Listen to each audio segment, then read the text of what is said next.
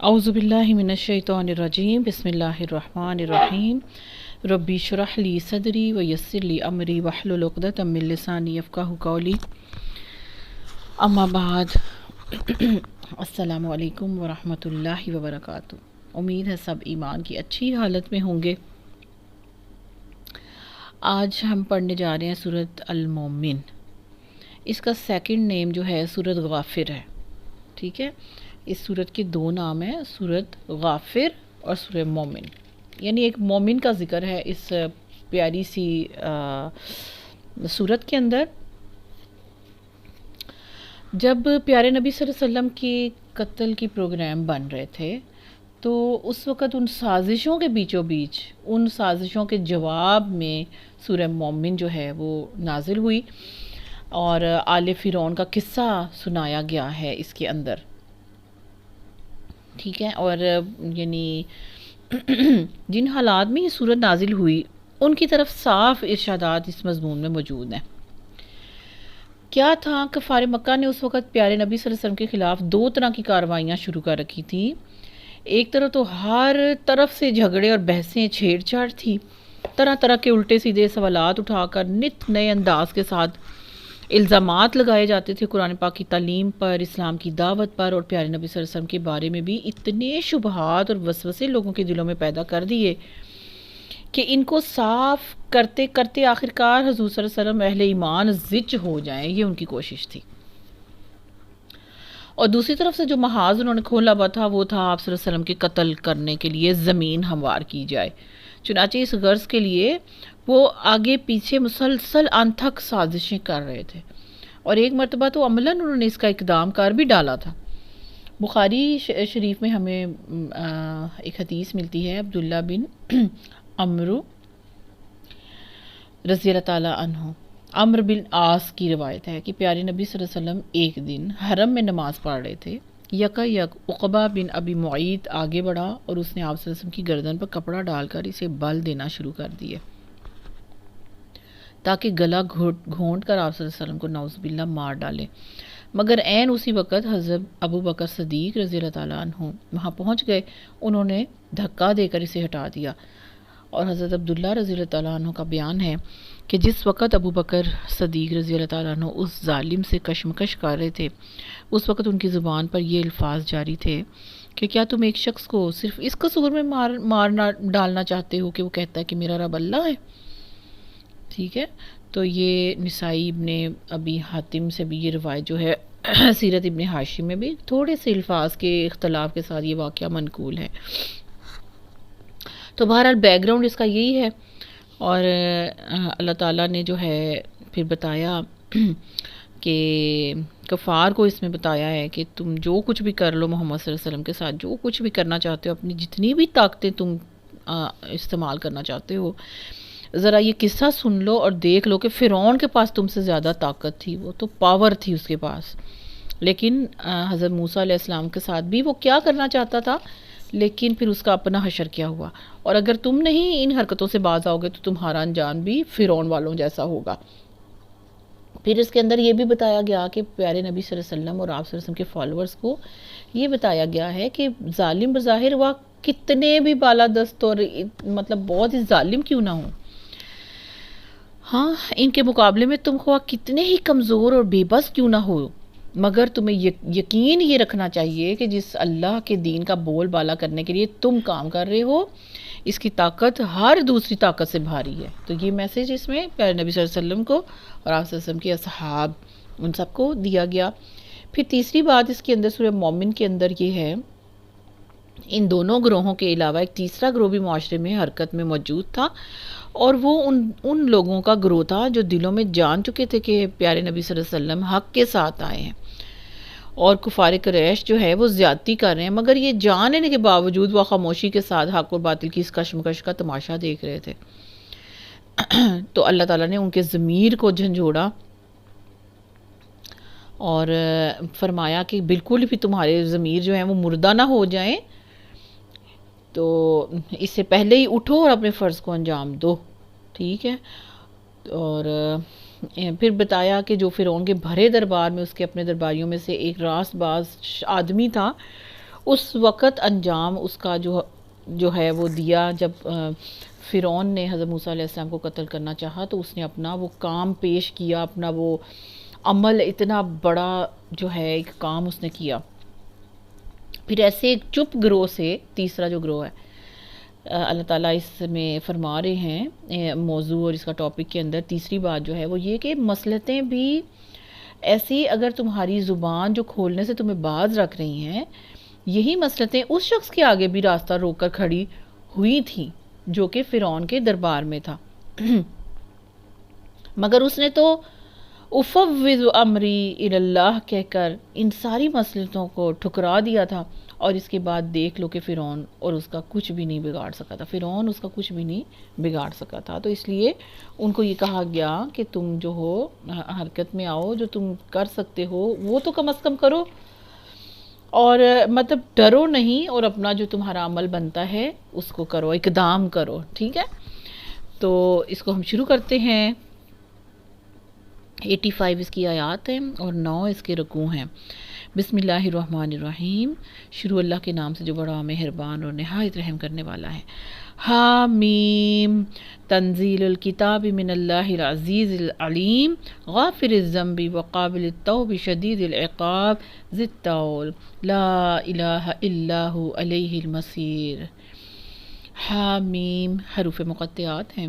اس کتاب کا نزول اللہ کی طرف سے ہے جو زبردست ہے، سب کچھ جاننے والا ہے، گناہ کو معاف کرنے والا ہے اور توبہ قبول کرنے والا ہے، سخت سزا دینے والا بھی ہے اور بڑا صاحب فضل بھی ہے، کوئی معبود اس کے سوا نہیں ہے، اسی کی طرف سب کو پلٹنا ہے۔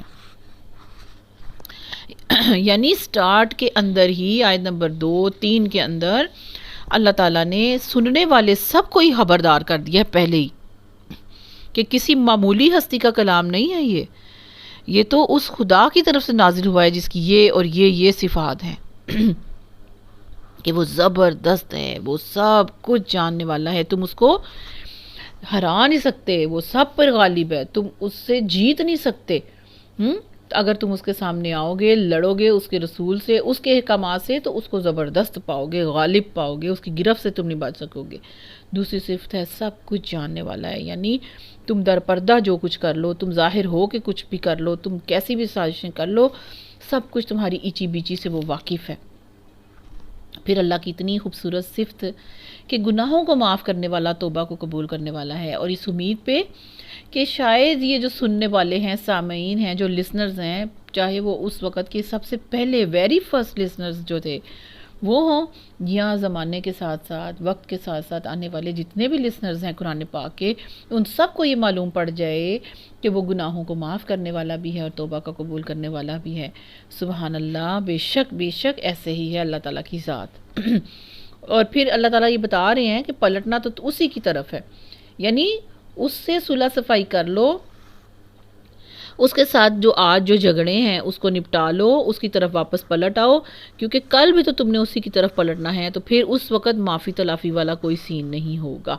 اس لیے آج اپنی روش کو بدل لو، تم نے سب نے پلٹ کر اسی کی طرف آنا ہے۔ اللہ کی آیات میں جھگڑے نہیں کرتے، مگر صرف وہ لوگ ہی کرتے ہیں جنہوں نے کفر کیا۔ کیا مطلب ہے کہ یہ جو کج بحثیاں ہیں، یہ الٹے سیدھے اعتراضات ہیں، یہ بالکل عجیب طرح کی جو باتیں ہیں، شبہات ہیں، الزامات کی عمارتیں جو کھڑے کر رہے ہیں، یہ سارے کام، یہ جھگڑے کہ کون لوگ کرتے ہیں؟ جو کافر ہیں، جو کفران نعمت کر رہے ہیں۔ یعنی ایک تو اللہ تعالیٰ نے اتنا بڑا تم پہ احسان کیا کہ تمہارے اندر، تمہاری یہ زبان بولنے والا، تمہارے ہی خون کے اندر سے تمہارے جو ہے ایک نبی کو بھیج دیا، اللہ تعالیٰ نے اپنا ایک پیغمبر بنا کے بھیج دیا۔ تو جو کفر والے لوگ ہیں، جو انکار والے لوگ ہیں، نعمت کا انکار کرنے والے ہیں، وہی اللہ کی آیات میں جھگڑا کرتے ہیں۔ اس کے بعد دنیا کے ملکوں میں ان کی چلت پھرت تمہیں کسی دھوکے میں نہ ڈالے۔ یعنی کہ یہ جو سارا کچھ جھگڑا کر رہے ہیں، ایک روز ان کی شامت تو آنی ہے۔ اب اگر تم دیکھ رہے ہو کہ وہ لوگ یہ سب کچھ کر کے بھی خدا کی زمین میں اطمینان سے دندناتے پھرتے ہیں، تو ان کی چلت پھرت، اے پیارے لوگوں، اے مسلمانوں، اے پیارے نبی صلی اللہ علیہ وآلہ وسلم اور آپ صلی اللہ علیہ وسلم کے اصحاب آپ کو کسی دھوکے میں یعنی کوئی ایسا مغالطہ نہ ہو جائے کہ اللہ تعالیٰ کی بات نہ مان کے تو یہ دنیا میں بڑے عیش اور مزے کر رہے ہیں، ان کی شامت تو آئی نہیں ہے، یہ جو کچھ بھی کر رہے ہیں ان کا کاروبار تو خوب ہی چمک رہا ہے، ان کی تو بڑی بڑی حکومتیں ہیں، بڑی عالی شان ان کی ساری عیش اور سب کچھ بڑا چل رہا ہے۔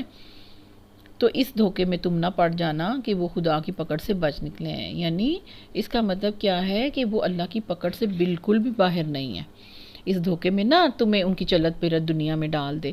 ان سے پہلے نوح علیہ السلام کی قوم بھی جھٹلا چکی ہے، یعنی یہ کوئی نئی بات نہیں ہے، اور اس کے بعد بہت سے دوسرے جتھوں نے بھی یہ کام کیا ہے۔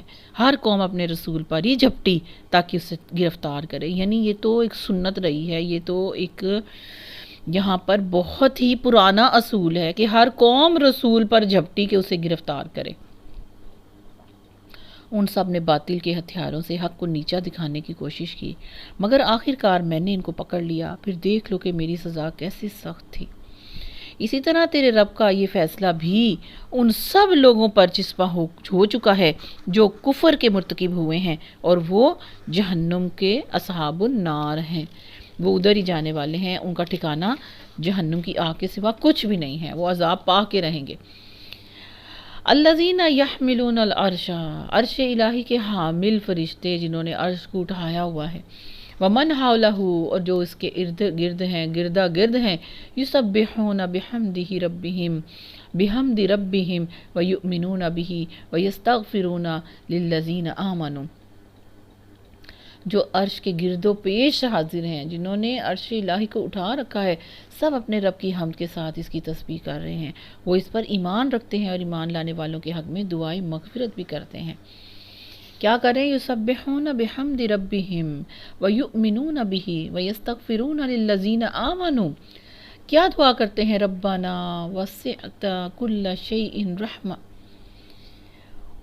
اللہ تعالیٰ تو اپنی رحمت اور اپنے علم کے ساتھ ہر چیز پر چھایا ہوا ہے، کچھ بھی تجھ سے چھپا ہوا نہیں، رحمتاً و علما، فاغفر للذین تابوا، پس معاف کر دے ان کو، معاف کر دے ہاں ان کو جو کہ الذین تابوا، جو توبہ کرتے ہیں، واتبعوا، اور اتباع کرتے ہیں، سبیلک، تیری راستے کا، تیرے طریقوں کا، تیرے بتائے ہوئے اس قرآن کا، تیرے راستے کا اتباع کرنے والے ہیں، توبہ طائب ہو کے تیری طرف واپس لوٹنے والے ہیں۔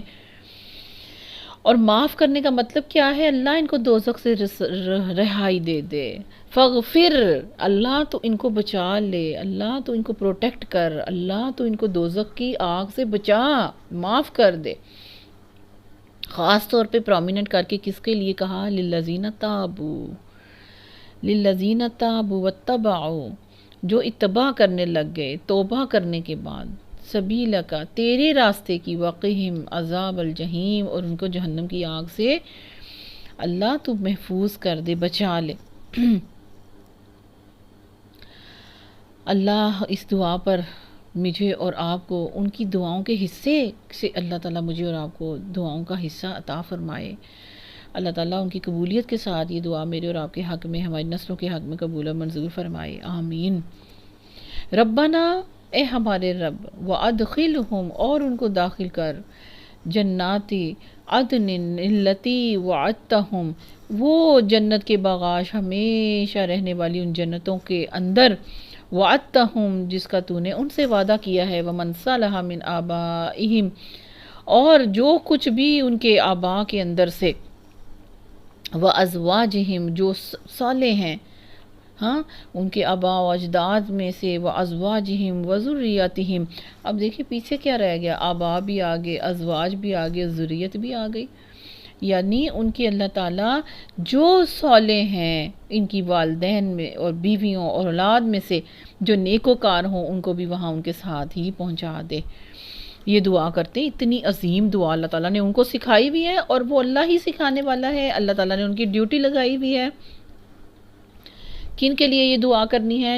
جو اپنی گناہوں سے معافی طلب کرتے ہیں، اللہ تعالیٰ کی طرف واپس لوٹتے ہیں، اور اپنی توبہ کو پکا اور پختہ باندھتے ہیں، اللہ تعالیٰ کے ساتھ پکے وعدے کرتے ہیں، اللہ تعالیٰ کی طرف ہو جاتے ہیں اور اللہ تعالیٰ کے راستے کو فالو کرتے ہیں، اس کے بتائے ہوئے طریقوں کو فالو کرتے ہیں اور اپنی غلط روش کو چھوڑ دیتے ہیں، تو اللہ تعالیٰ نے ان کے مقدر میں فرشتوں کی یہ دعائیں فرشتوں کو سکھائی ہوئی ہیں کہ تم لوگوں نے ان کے اندر یہ فیڈ کیا ہوا فرشتوں کے اندر کہ تم لوگوں نے یہ دعا کرنی ہے، اور وہ یہ دعا کرتے ہیں. ٹھیک ہے، یعنی ان کی آنکھیں ٹھنڈی ہوں، کس سے؟ اپنے ماں باپ کو دیکھ کر، بیویوں کو دیکھ کر، اولاد کو بھی اپنے ساتھ جمع دیکھ کر، جو کہ نیچے والے درجوں میں، کم درجوں میں، کم ایمان والے لوگ تھے لیکن صالح تھے، صالحین میں سے تھے. تو اللہ تعالیٰ پھر ان کو بلندیوں کے ساتھ بلند کر کے ایک ہی باغ، ایک ہی جگہ میں اکٹھا کر دے گا تاکہ ان کی سینے بھی ٹھنڈے رہیں اور ان کی آنکھیں بھی ٹھنڈی رہیں. سبحان اللہ. ربنا جعلنا منہم، ربنا جعلنا منہم، ربنا جعلنا منہم، آمین. پھر فرمایا یہ اللہ کیسے کرے گا؟ انک انت العزیز الحکیم، تو تو بڑا قادر مطلق ہے بے شک، اور تو حکیم ہے. اب آپ یہاں پر یہ دیکھیں کہ کتنی گہری دلچسپی کا اظہار ہے فرشتوں کا مومنوں کے ساتھ. وہ مومنوں کے ساتھ ایک بڑی گہری دلچسپی بھی رکھتے ہیں، القاء کرنے پہ وہ لگے ہوئے ہیں، بشارتوں پہ وہ لگے ہوئے ہیں، میرے اور آپ کے اوپر اچھی باتوں کا، نیکی کا القاء کرتے ہیں. یعنی وہ ہمیں مشورہ دے رہے ہوتے ہیں، وہ ہمارے دل کے اندر بات کرتے ہیں، القاء کرتے ہیں، یہ چیز ڈالتے ہیں کہ اٹھو اٹھو اس وقت تم یہ پڑھ لو، اٹھو اب اس وقت ذرا قرآن پڑھ لو، اٹھو اس وقت تم وضو کرو اور نماز پڑھو، چلو اٹھو اس وقت اب تھوڑا سا جو ہے اللہ کی تسبیح کر لو، یہ نیکی کا عمل ہے یہ کر لو. یہ میرے اور آپ کے دل میں یہ جو سوچیں آ رہی ہوتی ہیں نا، یہ فرشتے القاء کرتے ہیں. مومنوں کے ساتھ ان کی دلچسپی کا یہ اظہار ہے کہ وہ اللہ تعالیٰ سے پھر اتنی دعائیں بھی ان کے لیے کرتے ہیں اللہ کے اذن سے. بے شک اللہ تعالیٰ یہ کر سکتا ہے، وہ عزیز ہے، وہ حکیم ہے، سب پر غالب ہے، سب سے زیادہ قادر مطلق ہے. یعنی ہر چیز پر وہ قدرت رکھتا ہے، اس کے لیے کوئی چیز مانے نہیں. جو وہ اللہ نیت کر لے، جو اللہ تعالیٰ اذن کسی کام کو کر دے، کوئی حکم کر دے، کوئی کن کر دے، تو کوئی نہیں جو اس کے حکم کو ٹال سکے. اور وہ حکیم ہے، کوئی بھی اس کا عمل جو ہے، کوئی بھی کام اس کا بے جا نہیں ہے، وہ بڑی ٹھوس ریزن کی وجہ سے ہے، بڑی حکمتوں کے ساتھ ہے. وقیہم السیئات، اور بچا دے ان کو ان برائیوں سے. یعنی ہر اس چیز سے ان کو بچا جو دنیا میں ہو یا آخرت میں، جو ان کے حق میں بری ہو. ان کو بچا دنیا اور آخرت کی ہر اس چیز سے جو ان کے حق میں بری ہو. وقیہم السیئات، اللہ ہر قسم کی دنیا اور آخرت کی برائیوں سے، بری چیز سے اللہ ان مومنوں کو محفوظ فرما. آمین. ربنا جعلنا منہم، اور جس کو تو نے قیامت کے ان برائیوں سے بچا دیا، اس پر تو نے بڑا رحم کیا، یہی بہت بڑی کامیابی ہے.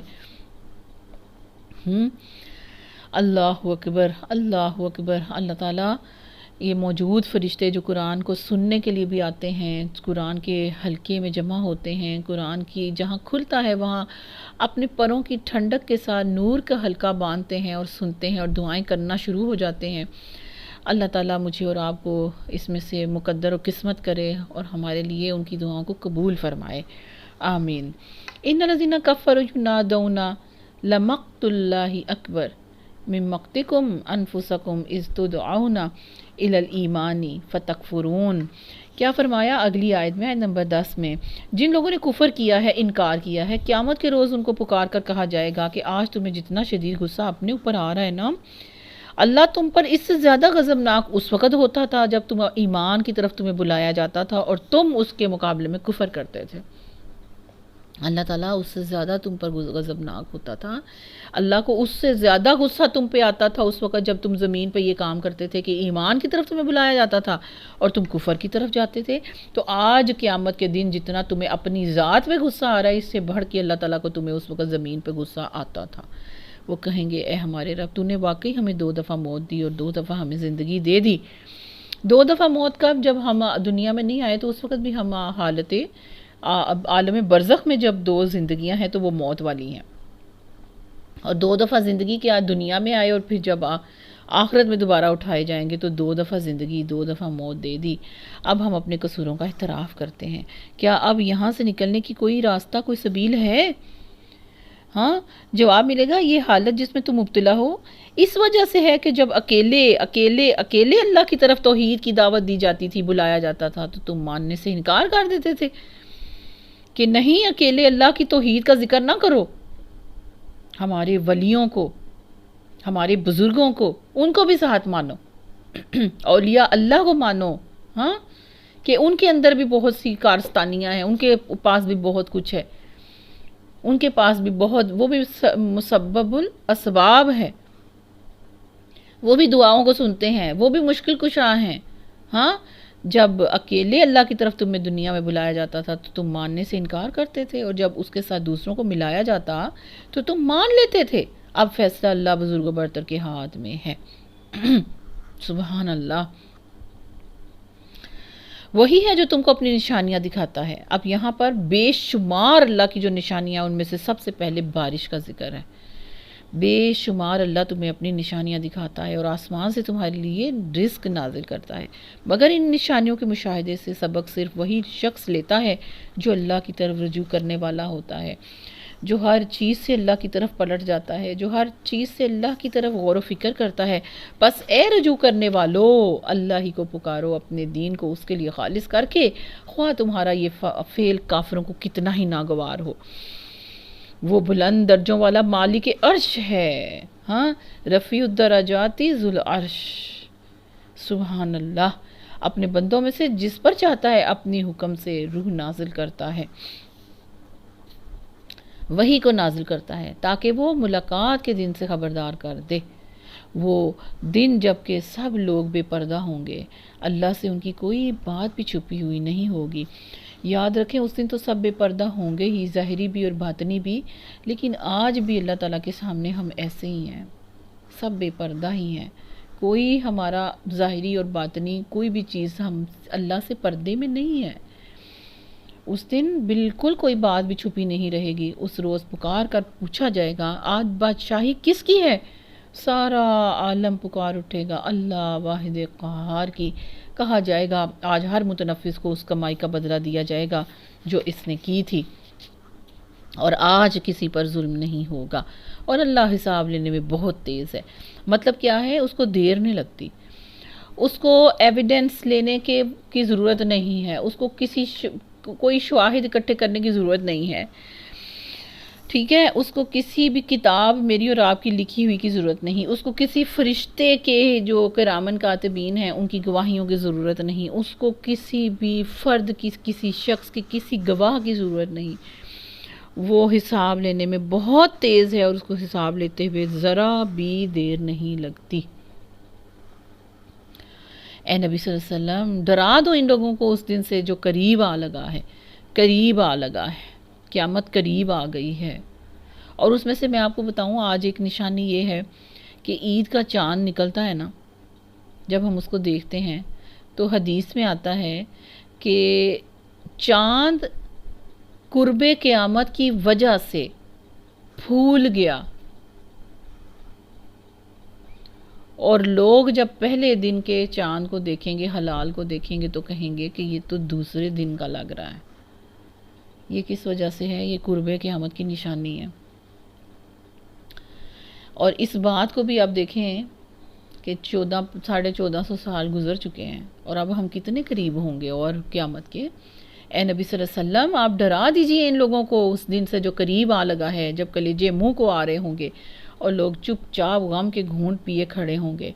ظالموں کا نہ کوئی دلی دوست ہوگا، اور نہ کوئی شفیع شفاعت کرنے والا جس کی بات مانی جائے گی۔ اللہ نگاہوں کی چوری تک سے واقف ہے، اور وہ راز تک جانتا ہے جو سینوں نے چھپا رکھے ہیں۔ سبحان اللہ۔ اور اللہ ٹھیک ٹھیک بے لاگ فیصلہ کرے گا۔ رہے وہ جن کو یہ مشرکین اللہ کو چھوڑ کر پکارتے ہیں، وہ کسی چیز کا بھی فیصلہ کرنے والے نہیں ہیں۔ بلا شبہ اللہ ہی سب کچھ سننے والا اور بے شک سب کچھ دیکھنے والا ہے۔ سبحان اللہ۔ کیا یہ لوگ کبھی زمین پر چلے پھرے نہیں ہیں کہ انہیں ان لوگوں کا انجام نظر آتا جو ان سے پہلے گزر چکے ہیں؟ وہ ان سے زیادہ طاقتور تھے اور ان سے زیادہ زبردست آثار زمین پر چھوڑ کر گئے۔ یعنی مکہ والے جو ڈینائی کر رہے ہیں، کوئی بھی جو ڈینائی کرتا ہے وہ دیکھ لے کہ ان سے پہلے انکار کرنے والوں کا کیا حال ہوا۔ مگر اللہ نے ان کے گناہوں پر انہیں پکڑ لیا، فَأَخَذَهُمُ اللَّهُ بِذُنُوبِهِمْ، اور ان کو اللہ سے پھر بچانے والا کوئی بھی نہیں تھا۔ یہ ان کا انجام اس لیے ہوا کہ ان کے پاس ان کے رسول کھلی نشانیاں لے کر آئے، انہوں نے ماننے سے انکار کر دیا، آخر کار اللہ نے ان کو پکڑ لیا، اور یقیناً وہ بڑی قوت والا اور سزا دینے میں بھی بڑا سخت ہے۔ استغفر اللہ، انہ قوی شدید العقاب۔ سبحان اللہ، بے شک اللہ تعالیٰ ظلم سے پاک ہے۔ اللہ تعالیٰ کسی پر ایک ذرہ برابر، دھاگے برابر بھی ظلم کرنے والا نہیں، اور وہ جب پکڑتا ہے تو سخت سزا دیتا ہے، اور کسی ریزن پہ دیتا ہے، حکمت کے ساتھ دیتا ہے، ایویڈنس دلائل کے ساتھ دیتا ہے۔ سبحان اللہ، استغفر اللہ ربی من کل ذنب واتوب الیہ۔ وَلَقَدْ أَرْسَلْنَا مُوسَىٰ بِآيَاتِنَا وَسُلْطَانٍ مُبِينٍ۔ یہاں پر قصہ موسیٰ علیہ السلام شروع ہو رہا ہے، جہاں پر فرعون اور اس کے درباریوں کے بارے میں اللہ تعالیٰ سب مخاطبین کو یہ بتا رہے ہیں کہ جو پیارے نبی صلی اللہ علیہ وسلم کے لیے قتل کے پروگرام بنا رہے ہیں، جو پیارے نبی صلی اللہ علیہ وسلم کو ختم کرنا چاہتے ہیں، تو وہ سن لیں کہ کیا ہوا۔ رہے نام اللہ کا اور رہا نام اللہ کا، بس اس کے علاوہ جس نے مٹنا تھا وہ مٹ گیا، اور جس کو بقا ہے بس وہی رہا، اور وہی رہے گا آئندہ بھی، کیونکہ یہی اللہ کی سنت ہے۔ نہ اس کے دین کو کوئی مٹا سکا، نہ اس کے اسلام کو کوئی تباہ کر سکا، نہ اس کو کوئی نقصان پہنچا سکا، نہ اس کی کتاب کو، اس کے کلام کو کوئی نقصان پہنچا سکا، مٹا سکا، بدل سکا، نہ اس کے نبیوں کو جو ہے کوئی نیچا دکھا سکا۔ جو دین غالب رہا ہمیشہ، وہ اللہ کا دین رہا، دین اسلام رہا، اور جو غالب رہا وہ مومن ہی رہے، وہ اللہ والے ہی رہے، وہ حزب اللہ ہی غالب رہے ہمیشہ۔ اور یہاں سے پھر میسج ہے ہر اس بندے کے لیے جو کہ دین اسلام کو یا پیارے نبی صلی اللہ علیہ وسلم کو یا مومنین کو کسی بھی دور میں کسی بھی وقت جو ہے نیچا دکھانا چاہے یا ان سے جنگ کرنا چاہے، تو وہ اپنا رزلٹ یہاں سے دیکھ لے۔ ہم نے موسیٰ علیہ السلام کو فرعون اور حامان اور قارون کی طرف اپنی نشانیوں اور نمایاں سند ماموریت کے ساتھ بھیجا۔ یہ بڑی دفعہ ہم پیچھے پڑ چکے ہیں کہ وہ سند ماموریت کیا تھے، وہ نشانیاں اول جو تھیں وہ کیا تھیں، اور حامان کون تھا، اور قارون کون تھا، اور فرعون کون تھا، ٹھیک ہے۔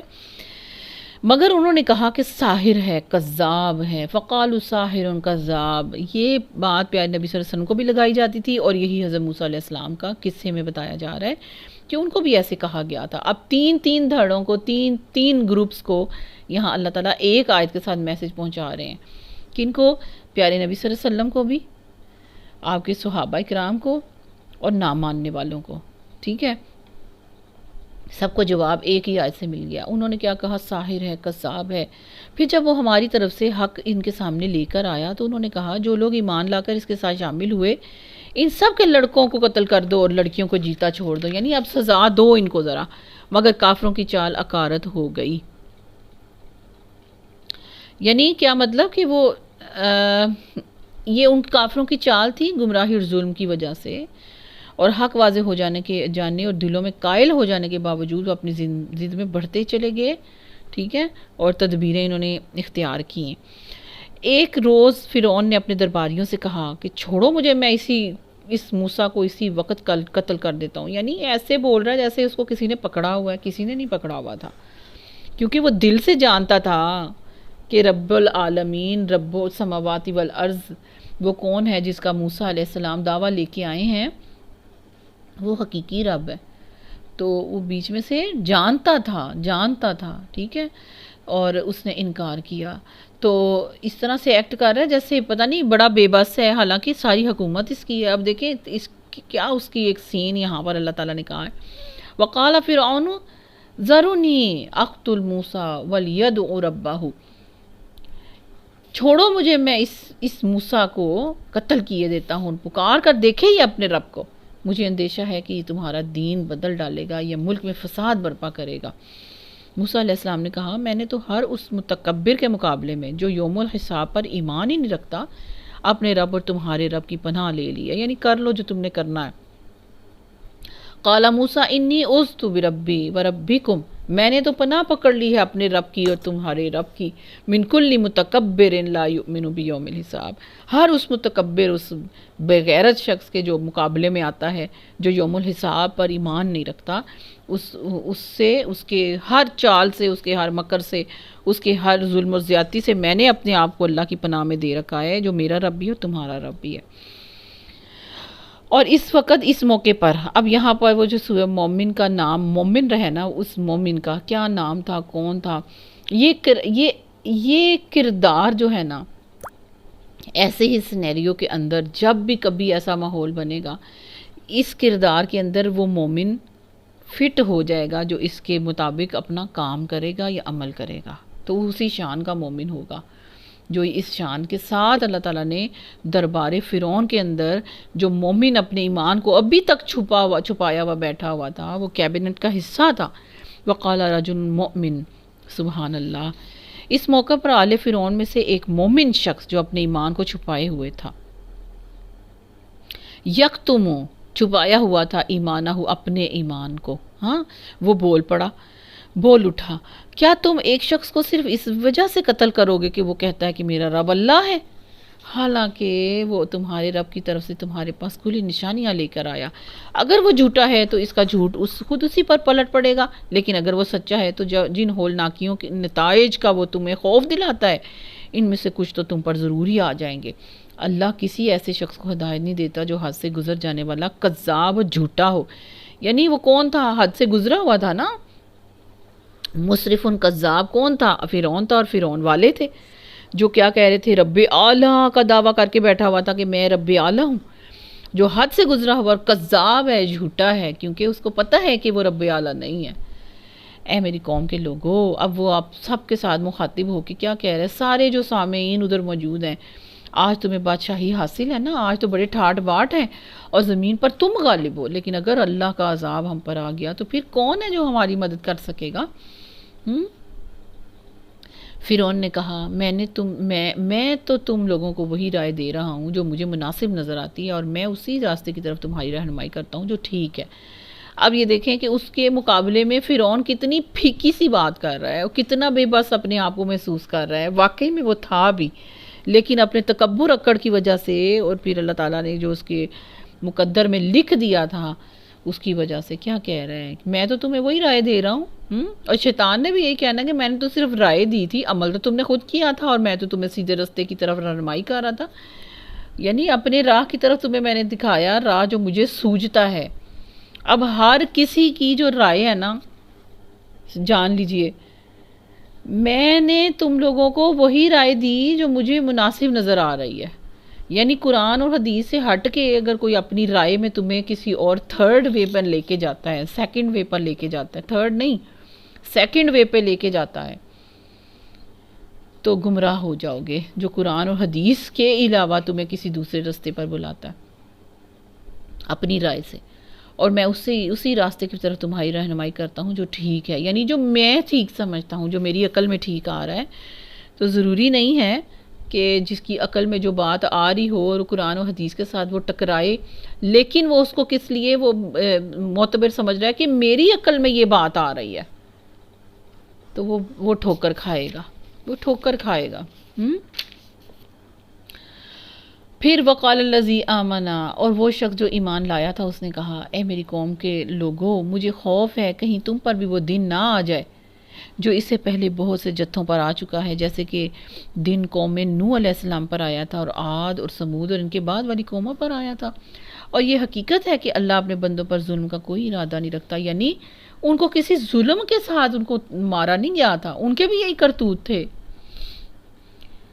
ہاں، اللہ کسی پر ظلم کا ارادہ تو رکھتا ہی نہیں سرے سے، جو ہوتا ہے ان کے اپنے اعمال کی شامت آتی ہے تب ہوتا ہے۔ اے قوم، مجھے ڈر ہے کہیں تم پر فریاد اور فغاں کا دن نہ آ جائے جب تم ایک دوسرے کو پکارو گے اور بھاگے بھاگے پھرو گے، مگر اس وقت اللہ سے بچانے والا کوئی نہیں ہوگا۔ سچ تو یہ ہے کہ جسے اللہ بھٹکا دے اسے پھر کوئی راستہ دکھانے والا نہیں ہوتا۔ بے شک اس سے پہلے یوسف علیہ السلام تمہارے پاس بینات لے کر آئے تھے، مگر تم ان کی لائی ہوئی تعلیم کی طرف سے شک ہی میں پڑے رہے۔ پھر جب ان کا انتقال ہو گیا تو تم نے کہا کہ اب ان کے بعد اللہ کا کوئی نبی ہرگز نہیں آئے گا، کوئی اللہ بھیجے گا ہی نہیں، یہودی بنا کے بیٹھ کے تم۔ اسی طرح اللہ ان سب لوگوں کو گمراہی میں ڈال دیتا ہے جو حد سے گزرنے والے اور شکی مزاج ہوتے ہیں۔ ٹھیک ہے، کون ضلالت میں وہی گرفتار ہوتے ہیں جو حد سے گزرنے والے اور شک والے ہوتے ہیں اور اللہ کی آیات میں جھگڑا کرتے ہیں بغیر اس کے کہ ان کے پاس کوئی سند، کوئی دلیل ہو۔ یہ رویہ اللہ اور ایمان لانے والوں کے نزدیک تو بہت سخت مبغوض ہے۔ اسی طرح اللہ ہر متکبر اور جبار کے دل پر ٹھپا لگا دیتا ہے، یعنی اس کے شخص میں حد سے بڑھ جانے پر، نمبر 2 آیات میں جھگڑا کرنے کی وجہ سے بغیر کسی دلیل کے، اور نمبر 3 حد سے گزر جاتے ہیں کس میں؟ اپنے ظلم زیادتی میں، اپنی جو ایک ان کی جگہ ہے، اس کی حیثیت ہے، اپنی اوقات ہے، اصل لفظ ہے، اپنی اوقات سے جو بڑھ جاتا ہے، شک میں جو پڑ جاتا ہے، نمبر 2، اور نمبر 3 اللہ کی آیات میں بغیر کسی دلیل کے جو جھگڑا کرتا ہے۔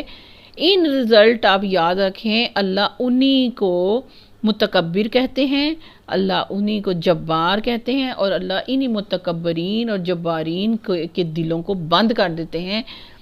پھر کوئی بھی نبی آ جائے، پھر پیارے نبی صلی اللہ علیہ وسلم ہی کیوں نہ آ جائیں، ان کے دل جب اللہ نے بند کر دیے تو کوئی ان کو راہ دکھانے والا نہیں۔ فرعون نے کہا، اے حامان میرے لیے ایک بلند عمارت تو بنا تاکہ میں راستوں تک پہنچ سکوں، اوپر بلندیوں تک پہنچ سکوں، آسمانوں کے راستوں تک پہنچوں اور موسیٰ علیہ السلام کے خدا کو تو جھانک کر دیکھوں۔ اب دیکھیں یہ کتنی بکواس کر رہا ہے اس وقت، اس کو کوئی بن نہیں پڑ رہی، اور کتنی فضول باتیں جو ہیں وہ ہانک رہا ہے، مطلب کہ ہینڈز اپ نہیں کر رہا، یعنی بالکل اپنی وہ کہتے ہیں کہ اصلاح کی طرف نہیں آ رہا، یعنی اپنی ایگو کو بچانے کی اس نے حد درجہ کوشش کیا، چاہے بس اس نے غلط سے غلط راستہ انتخاب کیا۔ میں دیکھوں تو صحیح طرح موسیٰ کے خدا کو جھانک کر آسمانوں تک میری، اور وہ بلندی والی عمارت بنائی بھی گئی، پھر حامان نے بنوائی۔ مجھے تو یہ موسیٰ جھوٹا ہی معلوم ہوتا ہے علیہ السلام۔ اسی طرح فرعون کے لیے اس کی بدعملی خوشنما بنا دی گئی اور وہ راہ راست سے روک دیا گیا۔ اللہ اکبر، استغفر اللہ ربی، استغفر اللہ ربی، استغفر اللہ ربی۔ فرعون کی ساری چال بازی اس کی اپنی تباہی کے راستے ہی میں صرف ہو گئی۔ وہ شخص جو ایمان لایا تھا وہ بولا، اے میری قوم کے لوگوں میری بات مانو، میں تمہیں صحیح راستہ بتاتا ہوں۔ اے میری قوم، یہ دنیا کی زندگی تو چند روزہ زندگی ہے، ہمیشہ کے قیام کی جگہ تو آخرت ہی ہے۔ جو برائی کرے گا اس کو اتنا ہی بدلہ ملے گا جتنی اس نے برائی کی ہوگی، اور جو نیک عمل کرے گا، خواہ وہ مرد ہو یا عورت ہو، شرط یہ ہے کہ وہ مومن ہو، وہ ایسے لوگ تو جنت میں داخل ہوں گے جہاں ان کو بے حساب رزق دیا جائے گا۔ اے قوم، آخر یہ کیا ماجرا ہے کہ میں تو تم لوگوں کو نجات کی طرف بلاتا ہوں اور تم مجھے آگ کی طرف دعوت دیتے ہو؟ تم مجھے اس بات کی دعوت دیتے ہو کہ میں اللہ کے ساتھ کفر کروں اور اس کے ساتھ ان ہستیوں کو شریک ٹھہراؤں جنہیں میں نہیں جانتا، حالانکہ میں تمہیں اس زبردست مغفرت کرنے والے اللہ کی طرف بلا رہا ہوں۔ نہیں نہیں، حق یہ ہے کہ اس کے خلاف نہیں ہو سکتا کہ جن کی طرف تم مجھے پکار رہے ہو ان کے لیے نہ تو دنیا میں کوئی دعوت ہے، ویلکم ہے، ٹھکانہ ہے، نہ آخرت میں، اور ہم سب کو پلٹنا تو اللہ ہی کی طرف ہے، اور حد سے گزرنے والے آگ میں جانے والے ہیں۔ آج جو کچھ میں کہہ رہا ہوں ان قریب وہ وقت آ ہی جائے گا جب تم اسے یاد کرو گے، اور وہ میں اپنا معاملہ اپنے اللہ کے سپرد کرتا ہوں، اپنے بندوں کا جو نگہبان ہے۔ اب دیکھیں نا کہ اس نے اتنا خوبصورت یہ بیان دے دیا، افوض امری الی اللہ ان اللہ بصیر بالعباد۔ اس سے یہ مطلب پتہ چلتا ہے کہ اس کو کچھ نہیں ہوا، اس مومن کو نا، اور وہ آزاد ہو کے وہ نجات بھی پا گیا۔ جب فرعون کے لشکروں سے بنی اسرائیل کو حضرت موسیٰ علیہ السلام لے کے گئے تو ان میں وہ مومن بھی صحیح سالم شامل تھا، کیونکہ دیکھیں اتنا خوبصورت یہاں پر بات ہے کہ اپنا سارا معاملہ، اپنی پروٹیکشن، اپنا سارا جو ہے وہ اللہ تعالیٰ کی طرف انہوں نے ان پہ ڈیپینڈ کرتا ہے، اور سارا کچھ اللہ کے اوپر سپرد کر دیا نا کہ وہ بندوں کا نگہبان ہے۔ سبحان اللہ، بے شک آخرکار ان لوگوں نے جو بری سے بری چالیں اس مومن کے خلاف چلیں، بس چالیں ہی چلیں، ٹھیک ہے، اللہ نے ان سب سے اس کو بچا لیا، اور فرعون کے ساتھ ہی خود بدترین عذاب کے پھیر میں آ گئے۔ دوزخ کی آگ ہے جس کے سامنے صبح و شام وہ فرعون اور اس کے لشکر والے پیش کیے جاتے ہیں۔ یہ ہے برزخ کا معاملہ۔ ہر جو قبر کے اندر ہے، اب قبر کیا ہے؟ قبر مچھلی کا پیٹ بھی ہو سکتی ہے، قبر فضا کے اندر اڑتی ہوئی گرد بھی ہو سکتی ہے، قبر پانی بھی ہو سکتی ہے، قبر مٹی بھی ہو سکتی ہے، قبر کسی درندے کا پیٹ بھی ہو سکتی ہے، یعنی وہ عالم برزخ ہے، وہ اس کے معاملات ہیں۔ اور جہاں کہیں بھی کوئی مومن ہے اور جہاں کہیں بھی کوئی کافر ہے، مشرک ہے، اپنی قبروں میں ان کو صبح و شام ان کے ٹھکانے دکھائے جاتے ہیں۔ مومن کو تو جب ٹھکانہ دکھایا جاتا ہے تو وہ تو کہتا ہے کہ اللہ فٹافٹ بس قیامت آ جائے، فٹافٹ حشر ہو جائے اور میں اپنے اس ٹھکانے میں پہنچ جاؤں۔ اور جو اس طرح فرعون والے ہیں جس کا یہاں پر اللہ تعالیٰ نے بات بیان کی ہے کہ دوزخ والے جو ہیں، دوزخ کی آگ پر ان کو صبح و شام پیش کیا جاتا ہے، ان کو دکھایا جاتا ہے کہ ابھی تو تمہارا یہ سلوک ادھر قبر میں اندر یہ ہو رہا ہے نا، آگے تم باہر تو چلو ذرا، صبح و شام تمہیں جو دوزخ دکھائی جا رہی ہے اس میں تم نے انٹر ہونا ہے۔ تو وہ جو دوزخی ہیں جن پر دوزخ کا جو ہے وہ سٹیمپ لگ چکی ہے، پکے جہنمی جو بن چکے ہیں مر کے، تو اللہ تعالیٰ سے وہ پھر کیا کرتے ہیں؟ وہ کہتے ہیں کہ کبھی بھی اللہ قیامت نہ آئے، کبھی بھی قیامت نہ آئے۔ لیکن اور جب قیامت کی گھڑی آ جائے گی تو حکم ہوگا کہ آل فرعون کو شدید تر عذاب میں داخل کرو۔ مطلب کیا ہے کہ ابھی تو جو جہاں وہ پڑے ہوئے ہیں نا اس وقت بھی، جو بھی فرعون اور فرعون کی طرح کی حرکتیں کرنے والے، فرعونی، ہر زمانے کے فرعون بھی ایک جیسے ہی ہیں، اور اگر فرعون ہے تو پھر ہر زمانے میں موسیٰ علیہ السلام بھی ہیں، موجود ہیں، فکر نہ کریں۔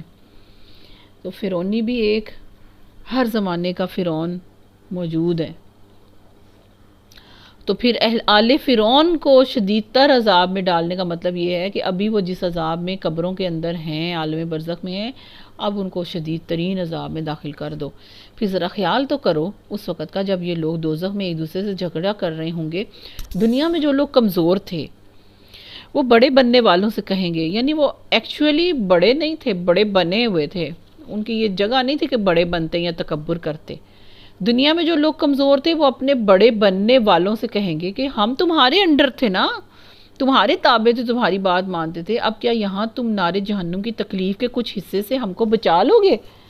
کیا تمہارے لیے کچھ کر سکتے ہو؟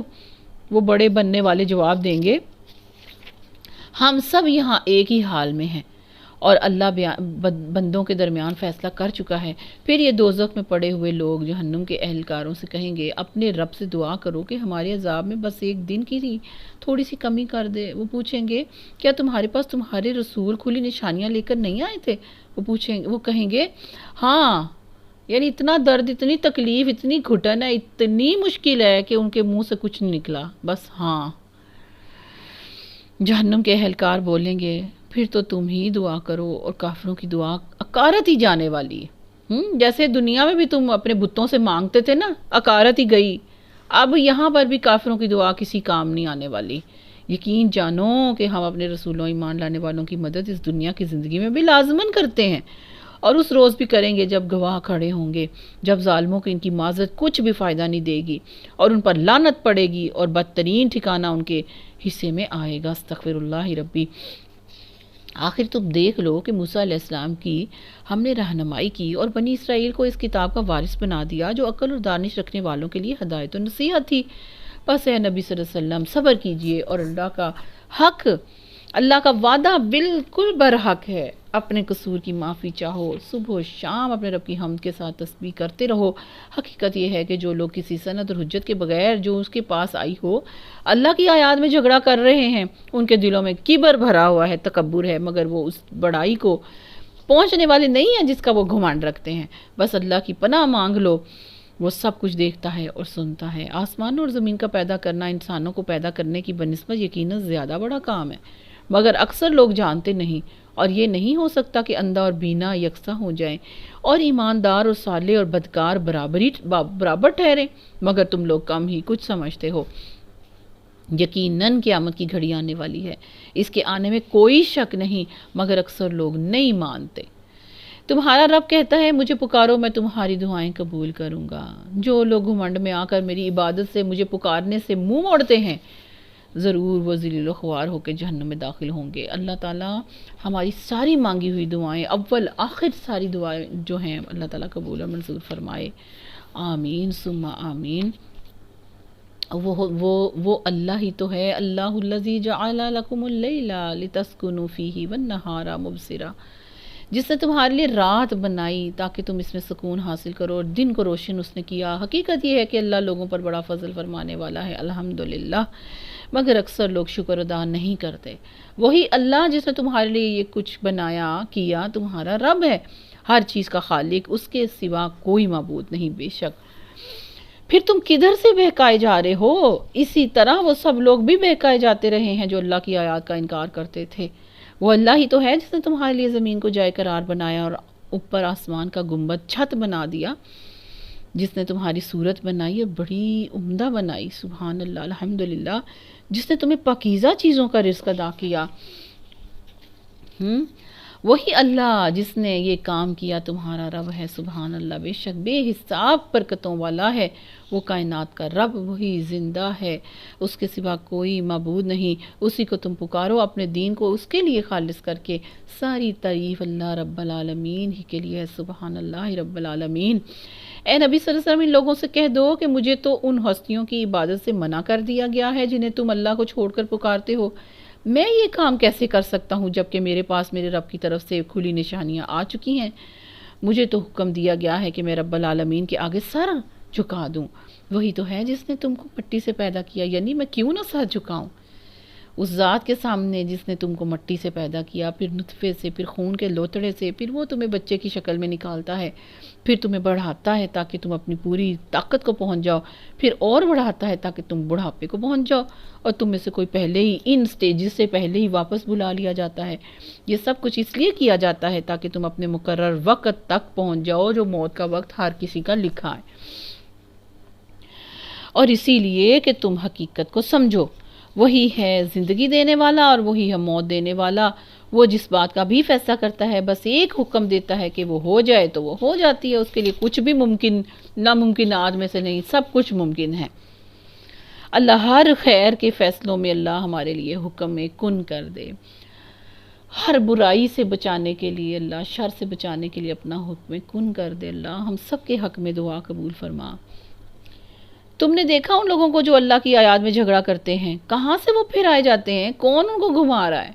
یہ لوگ جو اس کتاب کو اور ان ساری کتابوں کو جھٹلاتے ہیں جو ہم نے اپنے رسولوں کے ساتھ بھیجی تھی، ان قریب انہیں معلوم ہو جائے گا جب توگ ان کی گردنوں میں ہوں گے نا، اور زنجیریں جن سے پکڑ کر وہ کھولتے ہوئے پانی کی طرف کھینچے جائیں گے اور پھر دوزخ کی آگ میں جھونک دیے جائیں گے۔ استغفر اللہ، پھر ان سے پوچھا جائے گا اب کہاں ہیں اللہ کے سوا اور دوسرے خدا جن کو تم شریک کرتے تھے؟ وہ جواب دیں گے کھو گئے وہ ہم سے، بلکہ ہم اس سے پہلے کسی چیز کو پکارتے ہی نہیں تھے۔ اس طرح اللہ کافروں کا گمراہ ہونا متحقق کر دے گا۔ ان سے کہا جائے گا یہ تمہارا انجام اس لیے ہوا کہ تم زمین میں غیر حق پر مگن تھے، مصروف ہی رہے جہاں تم نے ساری زندگی برباد کر دی، اور پھر اس پر اتراتے بھی تھے۔ اب جاؤ جہنم کے دروازوں میں داخل ہو جاؤ، ہمیشہ تم کو وہیں رہنا ہے۔ بہت ہی برا ٹھکانہ ہے تکبر کرنے والوں کا۔ اللہ اکبر، اللہ تعالی ہم سب کو جہنم کی آگ سے بچائے، آمین۔ بس اے نبی صلی اللہ علیہ وسلم صبر کرو، اللہ کا وعدہ برحق ہے۔ اب خواہ ہم تمہارے سامنے ہی ان کو برے انجام کا کوئی حصہ دکھا دیں جن سے ہم انہیں ڈرا رہے ہیں، یا اس سے پہلے ہم دنیا سے تمہیں اٹھا لیں، پلٹ کر آنا تو انہیں ہماری ہی طرف ہے۔ اے نبی صلی اللہ علیہ وسلم تم سے پہلے ہم بہت سے رسول بھیج چکے ہیں جن میں سے بعض کے حالات ہم نے تم کو بتائے ہیں اور بعض کے نہیں بتائے۔ کسی رسول کی بھی یہ طاقت نہیں تھی کہ اللہ کے اذن کے بغیر خود کوئی نشانی لے آتا۔ پھر جب اللہ کا حکم آ گیا تو حق کے مطابق فیصلہ بھی کر دیا گیا، اور اس وقت غلط کار لوگ خسارے میں پڑ گئے۔ اللہ ہی نے تمہارے لیے یہ مویشی جانور بنائے تاکہ ان میں سے کسی پر تم سوار ہو اور کسی کا گوشت کھاؤ، ان کے اندر تمہارے لیے اور بھی بہت سے منافع ہیں، وہ اس کام بھی آتے ہیں کہ تمہارے دلوں میں جہاں جانے کی حاجت ہو وہاں تم ان پر پہنچ سکو، ان پر بھی اور کشتیوں پر بھی تم سوار کیے جاتے ہو۔ اللہ اپنی یہ نشانیاں تمہیں دکھا رہا ہے، آخر تم ان کی کن کن نشانیوں کا انکار کرو گے؟ پھر کیا یہ زمین میں چلے پھرے نہیں ہیں کہ ان کو ان لوگوں کا انجام نظر آتا جو ان سے پہلے گزر چکے ہیں؟ وہ ان سے تعداد میں بھی بڑے زیادہ تھے، طاقت میں بھی بہت زیادہ تھے، اور زمین میں ان سے زیادہ شاندار آثار چھوڑ کر گئے۔ جو کچھ بھی کمائی انہوں نے کی تھی، اچھائی یا برائی، آخر وہ ان کے کس کام آئی؟ جو کچھ بھی انہوں نے کمائی کی، جو کچھ بھی انہوں نے کمایا، ان کے کس کام آیا؟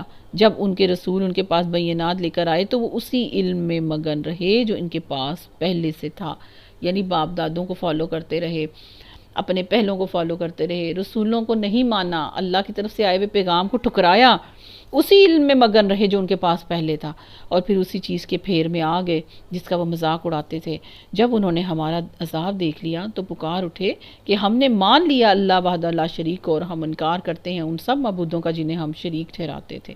مگر ہمارا عذاب دیکھ لینے کے بعد ان کا ایمان ان کے لیے کچھ بھی نافع نہ ہو سکتا تھا، کیونکہ یہی اللہ کا مقرر ضابطہ ہے، قانون ہے، طریقہ ہے جو ہمیشہ اس کے بندوں میں جاری رہا ہے، اور اس وقت کافر لوگ خسارے میں پڑ گئے، یعنی کہ پھر ان کی دنیا بھی تباہ اور زندگی بھی ختم، اور کیا ہوا آگے سے پھر ان کو کوئی بھی ان کی خوشخبری نہیں، کوئی ویلکم نہیں، کوئی آثار نہیں، کچھ بھی ان کے لیے خوشخبری نہیں۔ جب وہ کفر پر بھی ختم ہو گئے اور عذاب دیکھ کر جب انہوں نے توبہ کی تو کوئی فائدہ نہ ہوا۔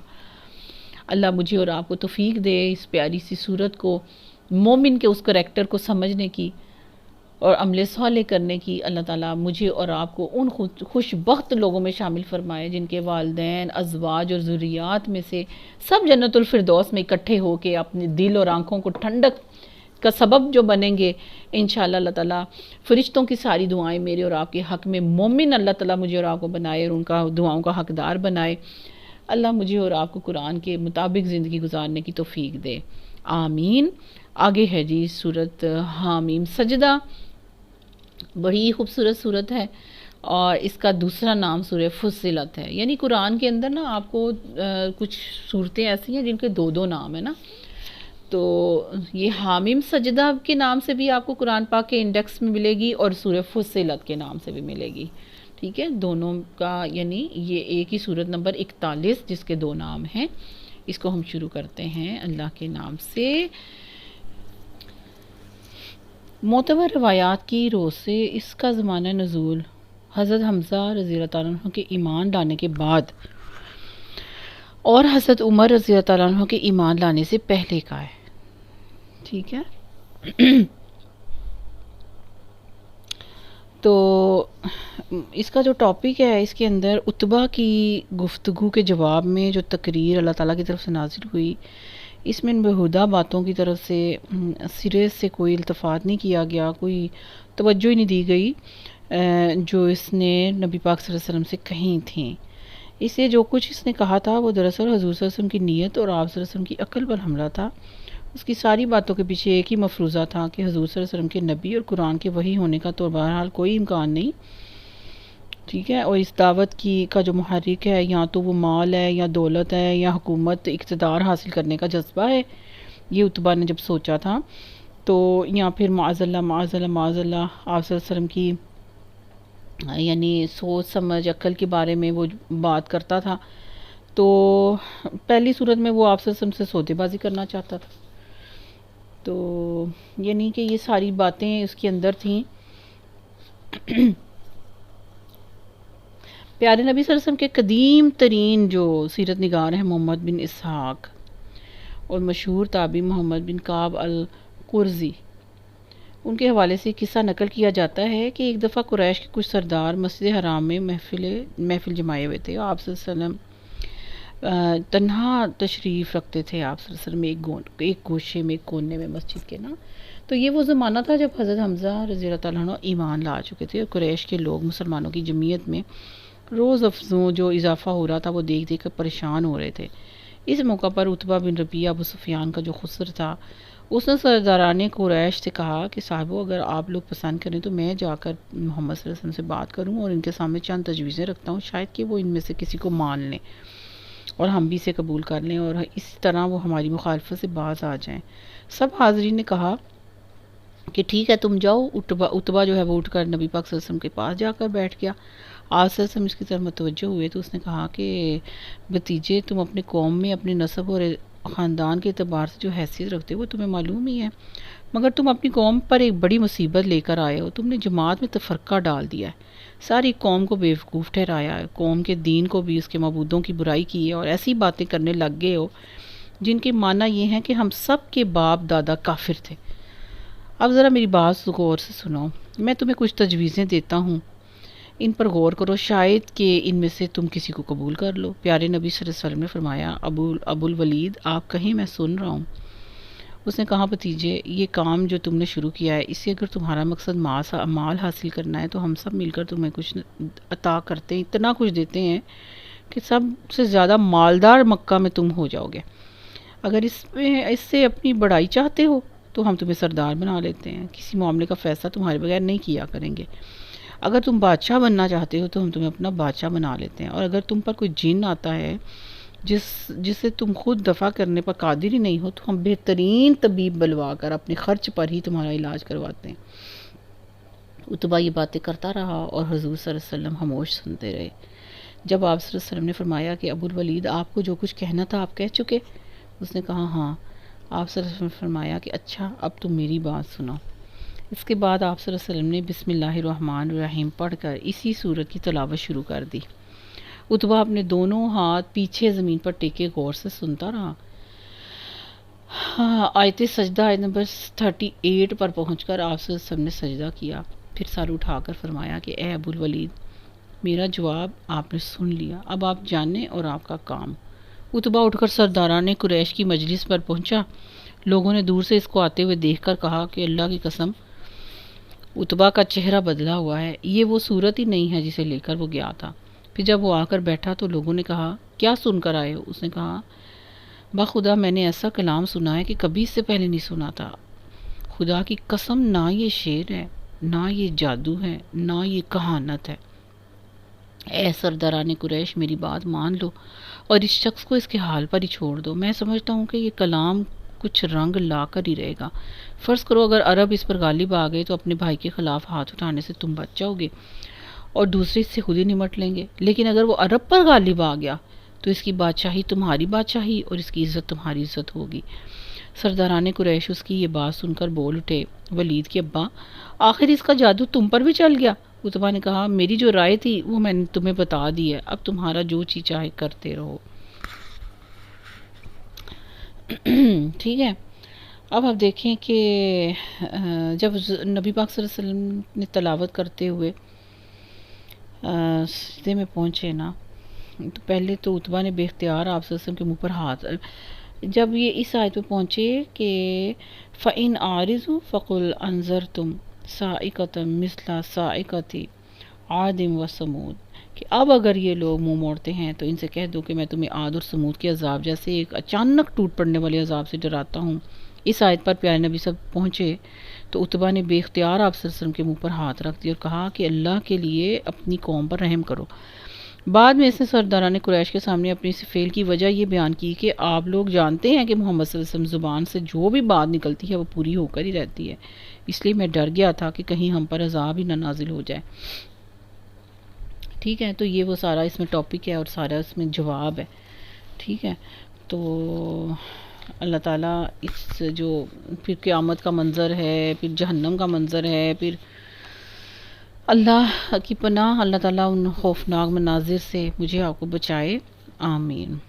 بسم اللہ الرحمن الرحیم، حامیم، یہ خدائے رحمان اور رحیم کی طرف سے نازل کردہ چیز ہے، ایک ایسی کتاب جس کی آیات خوب کھول کر بیان کی گئی ہیں، عربی زبان کا قرآن ہے، ان لوگوں کے لیے جو علم رکھتے ہیں، بشارت دینے والا اور ڈرا دینے والا۔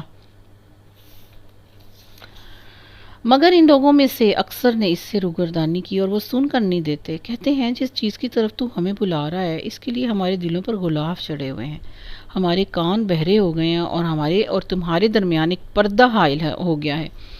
تو اپنا کام کر، ہم اپنا کام کیے جائیں گے۔ اے نبی صلی اللہ علیہ وسلم سے کہہ دیجئے میں تو ایک بشر ہوں تم جیسا، مجھے وحی کے ذریعے سے بتایا جاتا ہے کہ تمہارا خدا بس ایک ہی خدا ہے، لہٰذا تم سیدھے اسی رخ کو اختیار کرو اور اس سے معافی چاہو۔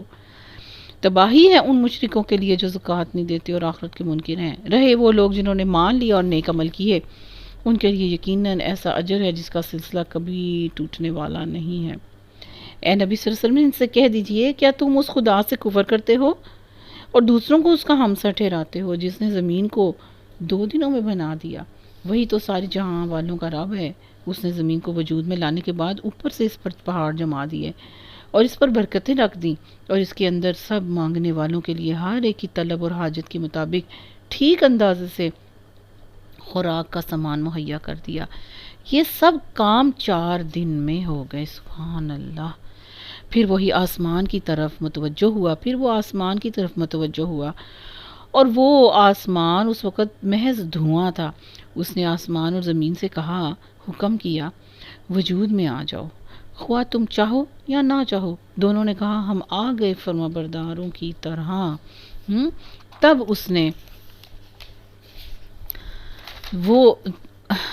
اس نے 2 دن کے اندر آسمان اور زمین بنا دیے اور ہر آسمان میں اس کا قانون وحی کر دیا، سارے نظام اللہ تعالیٰ نے نافذ کر دیے۔ اور آسمان دنیا کو ہم نے چراغوں سے آراستہ کر دیا، سجا دیا اور اسے خوب محفوظ کر دیا، ٹھیک ہے، نہ وہ گرتا ہے نہ ٹوٹتا ہے، ہر طرف سے محفوظ ہے، شیاطین سے بھی محفوظ ہے، اوپر آنے جانے سے، ہر طرح سے۔ یہ سب کچھ ایک زبردست علیم ہستی کا منصوبہ ہے۔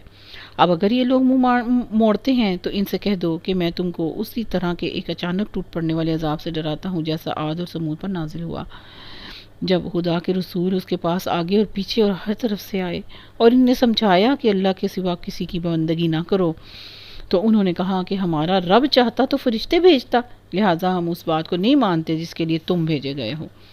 عاد کا حال یہ تھا کہ وہ زمین میں کسی حق کے بغیر ہی بڑے بن بیٹھے تھے اور کہنے لگے کون ہے ہم سے زیادہ زوراور؟ ان کو یہ نہ سوچا کہ جس خدا نے ان کو اتنا زبردست پیدا کیا وہ ان سے زیادہ زوراور ہے۔ وہ ہماری آیات کا انکار ہی کرتے رہے۔ آخرکار ہم نے چند منحوس دنوں میں سخت طوفانی ہوا کو بھیج دیا تاکہ انہیں دنیا ہی کی زندگی میں ذلت اور رسوائی کے عذاب کا مزہ چکھا دیں، استغفر اللہ، اور آخرت کا عذاب تو اس سے بھی زیادہ رسوا کن ہے، وہاں کوئی ان کی مدد کرنے والا نہیں ہوگا۔ رہے سمود تو ان کے سامنے ہم نے راہ راست پیش کی، مگر انہوں نے راستہ دیکھنے کی بجائے اندھا بننا بس رہنا پسند کیا۔ آخر ان کے کرتوتوں کی بدولت ذلت کا عذاب ان پر ٹوٹ پڑا اور ہم نے ان لوگوں کو بچا لیا جو ایمان لائے تھے اور گمراہی اور بدعملی سے پرہیز کرتے تھے۔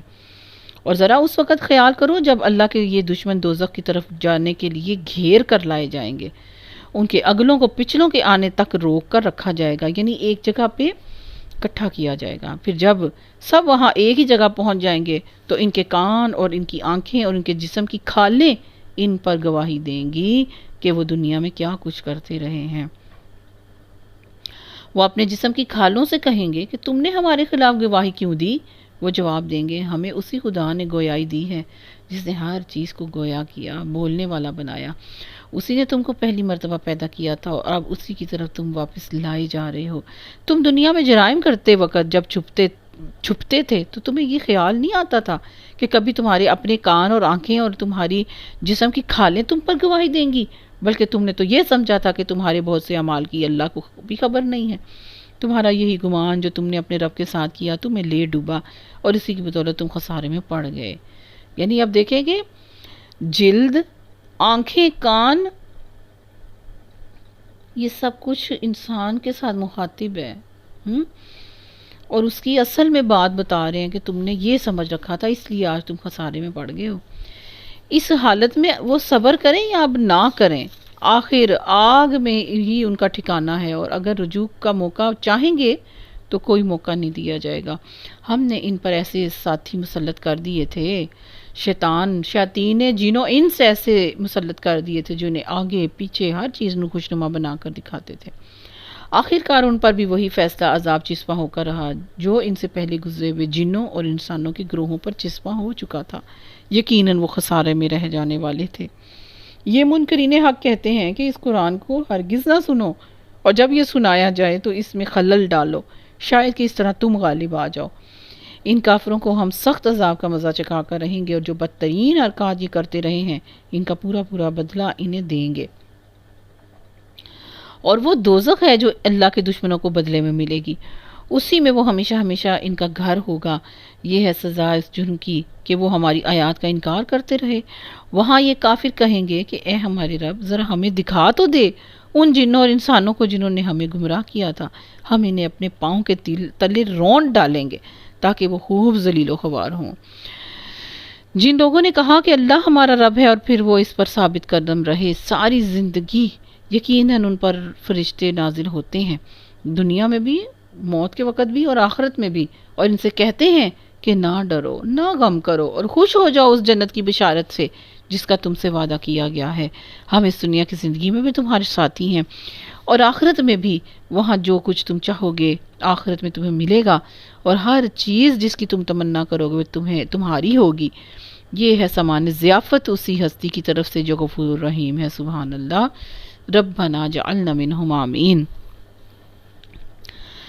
اور اس شخص کی بات سے اچھی بات، اچھا قول، اچھی بات کرنا اور کس کی بات ہوگی جس نے اللہ کی طرف بلایا، اللہ کے کلام کی طرف بلایا، اللہ کی قرآن کی طرف بلایا، اللہ کی باتوں کی طرف بلایا، اللہ کے احکامات کی طرف دعوت دی، یعنی امر بالمعروف و نہی عن المنکر کیا، جس نے اللہ کی طرف بلایا اور نیک عمل بھی کیا، خود بھی نیک عمل کیا، اور کہا کہ میں مسلمان ہوں سب سے پہلے۔ اور اے نبی صلی اللہ علیہ وسلم، نیکی اور بدی یکساں نہیں ہیں، تم بدی کو اس نیکی سے دفع کر دو، دور کر دو جو بہترین ہو، یعنی بدی یعنی کوئی بھی غلط ہو جائے، کوئی غلطی ہو جائے تو اس کے ساتھ ہی ایک نیکی کر لینا اس پہلے والی غلطی کو دھو ڈالتی ہے۔ تم بدی کو اس نیکی سے دفع کر دو جو بہترین ہو۔ تم دیکھو گے کہ تمہارے ساتھ جس کی عداوت دشمنی تھی، کوئی بنتی نہیں تھی، جب اس کو معاف کرنے لگ جاؤ گے، درگزر کرو گے، اگنور کرو گے، وہ جگری دوست بن گیا ہے تمہارا۔ ایسے کبھی ہوتا ہے؟ نہیں، لیکن یہ قرآن کی برکت سے، اللہ کے اذن سے، اچھے اخلاق کی وجہ سے ایسا ہوتا ہے۔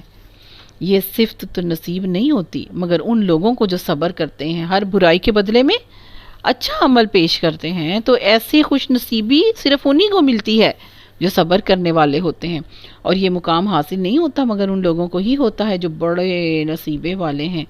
ربنا جعلنا منہم، ربنا جعلنا منہم، آمین یا رب العالمین۔ وَإِمَّا يَنزَغَنَّكَ مِنَ الشَّيْطَانِ نَزْغٌ فَاسْتَعِذْ بِاللَّهِ، اور اگر تم شیطان کی طرف سے کوئی اکساہٹ محسوس کرو تو اللہ کی اسی وقت پناہ مانگ لیا کرو۔ کس راستے میں؟ صبر میں خلل ہو، کوئی کام میں مسئلہ ہو، کوئی کام عمل میں صالح میں دشواری ہو، تو شیطان کی اکساہٹوں سے تم تنگ آ جاؤ تو اس سے اللہ کی پناہ مانگا کرو۔ انہ هو السمیع العلیم، وہ تو سب کچھ سنتا ہے، اللہ وہ تو سب کچھ جانتا ہے۔ سبحان اللہ۔ اور اللہ کی نشانیوں میں سے ہیں یہ رات اور دن اور سورج اور چاند۔ سورج اور چاند کو سجدہ نہ کرو بلکہ اس خدا کو سجدہ کرو جس نے انہیں پیدا کیا، اگر فی الواقع تم اس کی عبادت کرتے ہو۔ لیکن اگر یہ لوگ غرور میں آ کر اپنی ہی بات پر اڑ رہے ہیں تو پرواہ نہیں، جو فرشتے تھے رب کے مقرب ہیں وہ شب و روز اللہ کی اس کی تسبیح کر رہے ہیں اور کبھی نہیں تھکتے۔ آیت سجدہ ہیں، اس کو ضرور کر لیجئے۔ اور اللہ کی نشانیوں میں سے ایک یہ ہے کہ تم دیکھتے ہو کہ زمین سونی پڑی ہوئی ہے، پھر جو ہی کہ ہم نے اس پر پانی برسایا یکایک وہ بھبک اٹھی اور پھول جاتی ہے۔ یقیناً جو خدا اس کی مری ہوئی زمین کو زندہ کرتا ہے وہ مردوں کو بھی زندگی بخشنے والا ہے۔ یقیناً وہ ہر چیز پر قدرت رکھتا ہے۔ جو لوگ ہماری آیات کو الٹے معنی پہناتے ہیں وہ ہم سے کچھ چھپے ہوئے تو نہیں ہیں۔ خود ہی سوچ لو کہ یہ آیا وہ شخص بہتر ہے جو آگ میں جھونکا جانے والا ہے، یا وہ جو قیامت کے روز امن کی حالت میں حاضر ہوگا۔ کرتے رہو جو کچھ تم چاہو، تمہاری ساری حرکتوں کو اللہ تو دیکھ ہی رہا ہے۔ یہ وہ لوگ ہیں جن کے سامنے کلام نصیحت آیا تو انہوں نے اسے ماننے سے انکار کیا، مگر حقیقت یہ ہے کہ ایک زبردست یہ کتاب ہے، باطل نہ سامنے سے اس پر آ سکتا ہے نہ پیچھے سے اٹیک کر سکتا ہے۔ یہ تو ایک حکیم اور حمید کی نازل کردہ کتاب ہے، چیز ہے۔ اے نبی صلی اللہ علیہ وسلم، تم سے جو کچھ کہا جا رہا ہے اس میں کوئی چیز بھی ایسی نہیں جو تم سے پہلے گزرے ہوئے رسولوں سے نہ کہی جا چکی ہو۔ بے شک تمہارا رب بڑا درگزر کرنے والا ہے اور اس کے ساتھ بڑی دردناک سزا دینے والا بھی ہے۔ اگر ہم اس کو اجمی یعنی غیر عربی قرآن بنا کر بھیجتے تو یہ لوگ کہتے کہ کیوں نہ اس کی آیات کھول کر بیان کی گئی، عربی میں کیوں نہیں آئی؟ کیا ہی عجیب بات ہے کہ کلام تو اجمی ہے اور مخاطب عربی، یعنی پھر یہ اعتراض کرتے۔ ان سے کہو یہ قرآن ایمان لانے والوں کے لیے تو ہدایت و شفا ہے، مگر جو لوگ ایمان نہیں لاتے ان کے لیے یہ کانوں کی ڈانٹ اور آنکھوں کی پٹی ہے۔ ان کا حال تو یہ ہے، ایسا ہے جیسے ان کو دور سے پکارا جا رہا ہو۔ پھر اس سے پہلے ہم نے موسیٰ علیہ السلام کو کتاب دی تھی اور اس کے معاملے میں بھی یہی اختلاف ہوا تھا۔ اگر تیرے رب نے پہلے ہی ایک بات طے نہ کر دی ہوتی قیامت والے دن کی تو ان اختلاف کرنے والوں کے درمیان فیصلہ چکا دیا جاتا، اور حقیقت یہ ہے کہ یہ لوگ اس کی طرف سے سخت اضطراب انگیز شک میں پڑے ہوئے ہیں۔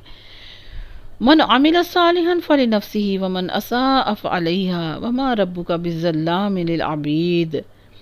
جو کوئی شخص نیک عمل کرے گا اپنے ہی لیے اچھا کرے گا، اور جو بدی کرے گا اس کا وبال اسی پر ہوگا، اور تیرا رب اپنے بندوں کے حق میں ظالم نہیں ہے۔ سبحان اللہ، بے شک اس ساعت کا علم اللہ ہی کی طرف راجع ہوتا ہے، وہی ان سارے پھلوں کو جانتا ہے جو اپنے شگوفوں میں سے نکلتے ہیں، اسی کو معلوم ہے کہ کون سی مادہ حاملہ ہوتی ہے اور کس نے بچہ جنا ہے۔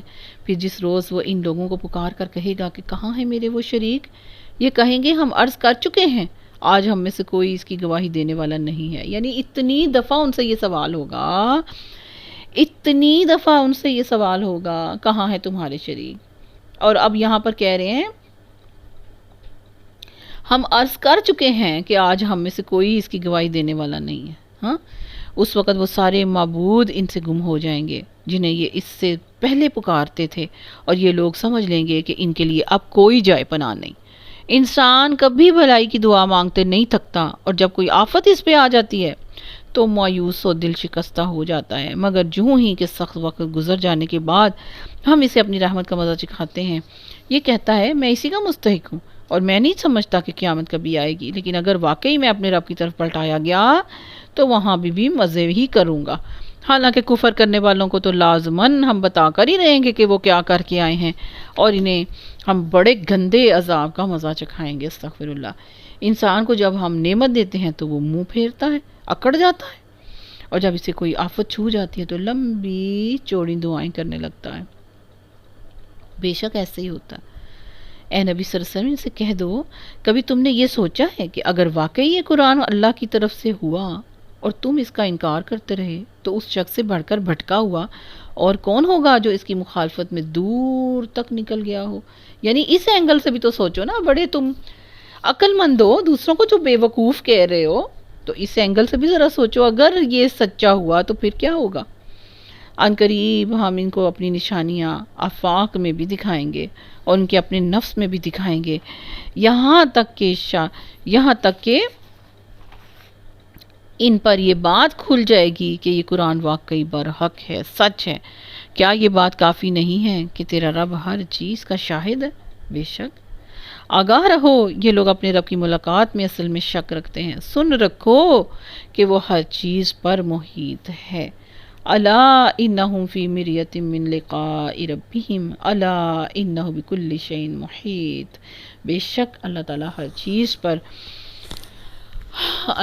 چیز کو گھیرے ہوئے ہے، ہر چیز کا احاطہ کیے ہوئے ہے۔ اللہ تعالیٰ سے دعا ہے اللہ تعالیٰ مجھ سے اور آپ سے نیک صالح عمل کروائے، ہماری زندگی کو نیک صالح ٹریک پر چڑھا دے، پیارے نبی صلی اللہ علیہ وسلم کی سنت کے مطابق ہمارا زندگی کا ایک ایک پل ہو، ایک ایک لمحہ ہمارا اللہ کے ساتھ گزرے، اللہ کی یاد میں گزرے، قرآن پاک کے ساتھ گزرے، پیارے نبی صلی اللہ علیہ وسلم کی محبت میں گزرے۔ اللہ تعالیٰ مجھ سے اور آپ سے اس کو پڑھنا اور سننا، غور و فکر کرنا قبول و منظور فرمائے، آمین۔ السلام علیکم ورحمۃ اللہ۔